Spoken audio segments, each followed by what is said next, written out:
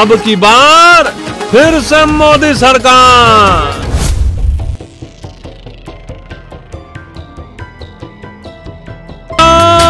Hat trick की तीसरी बार सरकार की। প্রধানমন্ত্রীর মাত্রাতিরিক্ত অহংকারী কি শাসক দল বিজেপিকে খাদের কিনারায় নিয়ে এলো? এনডিএর জোট সঙ্গী টিডিপি এবং জেডিইউকে অক্টোপাসের মতো গিলে খাবে না তো বিজেপি? নাকি জোট সঙ্গীদের চাপে প্রধানমন্ত্রীর কুর্সি হারাতে চলেছেন নরেন্দ্র মোদী?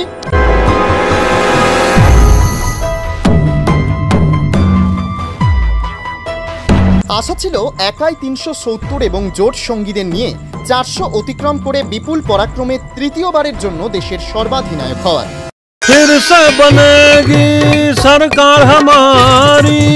তাই কখনো রাম মন্দিরের নামে, কখনো হিন্দু নাগরিকদের মধ্যে ভয় সৃষ্টি করে, কখনো মুসলিমদের নামে কটু কথা বলে, বিরোধী রাজনৈতিক দলগুলোর নেতা নেত্রীদের হেয়ালি মেরে ঠাট্টার পাত্র করে ভোট হাসিল করতে চেয়েছিলেন প্রধানমন্ত্রী নরেন্দ্র মোদী। मंगलसूत्र भी बचने नहीं देंगे और फिर उस संपत्ति को बांट देंगे। কিন্তু দেশের সচেতন নাগরিকরা প্রধানমন্ত্রীর এই বালখিল্যপনা তথা ফাঁদে পা দেননি। প্রধানমন্ত্রী যতই ভোট বিভাজন করে সস্তা রাজনীতি করতে চেয়েছেন, সচেতন নাগরিকরা যেন ততটাই ঐক্যবদ্ধ হয়ে বিজেপির বিরুদ্ধে নিজেদের ক্ষোভ উগরে দিয়েছেন। তাছাড়া দেশের মূল স্তরের সংবাদপত্র এবং টিভি চ্যানেলগুলোকে শাসক দল বিজেপি কুক্ষিগত করে যেভাবে নিজেদের প্রচার কার্যে ব্যবহার করেছে, তা যে দেশের সাধারণ নাগরিকরা মোটেই ভালো চোখে দেখেননি তার প্রমাণ কিন্তু ভোটের ফলাফলের মধ্যে দিয়ে পাওয়া যায়। ৪ জুন নির্বাচনী ফল ঘোষণার দিন।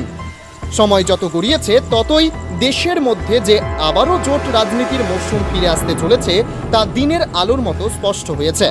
সংবাদ লেখা পর্যন্ত শাসক দল বিজেপি ২৩৮ থেকে ২৪০টি আসন নিয়ে একক বৃহত্তম দল হিসেবে আত্মপ্রকাশ করলেও জাদু সংখ্যা ২৭২ থেকে বেশ খানিকটা দূরেই অবস্থান করছে। জোট হিসেবে এনডিএ ২৯০টির ওপর আসন পেলেও নরেন্দ্র মোদী পুনরায় প্রধানমন্ত্রী হতে পারবেন কিনা তা নিয়ে বড়সড় প্রশ্ন দেখা দিয়েছে। কারণ সরকার গঠন করতে গেলে জোট সঙ্গী জেডিইউ তথা নীতিশ কুমার এবং অপরজন জোট সঙ্গী টিডিপি তথা চন্দ্রবাবু নাইডুর ওপর বড় শরিক দল বিজেপিকে প্রতি মুহূর্তে নির্ভর করে থাকতে হবে।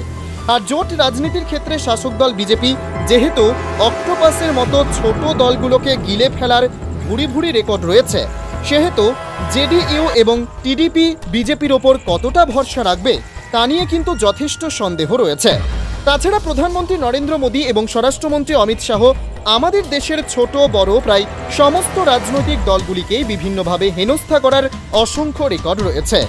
তাই টিডিপি এবং জেডিইউ বেঁকে বসলে প্রধানমন্ত্রীর কুর্সিতে নরেন্দ্র মোদীকে নাও দেখা যেতে পারে বলে রাজনৈতিক বিশ্লেষকদের অভিমত।